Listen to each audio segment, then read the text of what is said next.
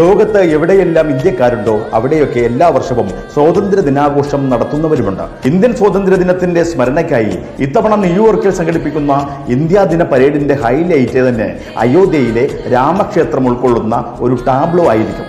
ന്യൂയോർക്കിലെ പ്രമുഖ പ്രവാസി സംഘടനയായിട്ടുള്ള ഫെഡറേഷൻ ഓഫ് ഇന്ത്യൻ അസോസിയേഷന്റെ 42ാമത് വാർഷിക ഇന്ത്യാ ദിന പരേഡിലാണ് രാം മന്ദിർ ടാബ്ലോ അവതരിപ്പിക്കുന്നത്.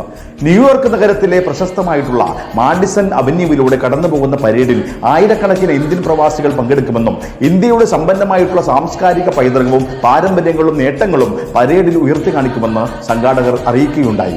നഗരത്തിലെ മാഡിസൺ അവന്യൂ ഇന്ത്യയുടെ ത്രിവർണ്ണ പതാകയുടെ നിറങ്ങളാൽ അലങ്കരിക്കുകയും ഇന്ത്യയുടെ ജനപ്രിയമായിട്ടുള്ള ദേശഭക്തി ഗാനങ്ങൾ ആഘോഷത്തിന്റെ ഭാഗമാകുകയും ചെയ്യും. 18 അടി നീളവും 9 അടി വീതിയും 8 അടി ഉയരവുമുള്ള നമ്മുടെ പുതിയതായി ഉദ്ഘാടനം ചെയ്യപ്പെട്ട അയോധ്യ രാമ മന്ദിറിന്റെ മഹത്തായിട്ടുള്ള ഒരു പകർപ്പാണ് അവിടെ ഉൾപ്പെടുത്തിയിരിക്കുന്നത്.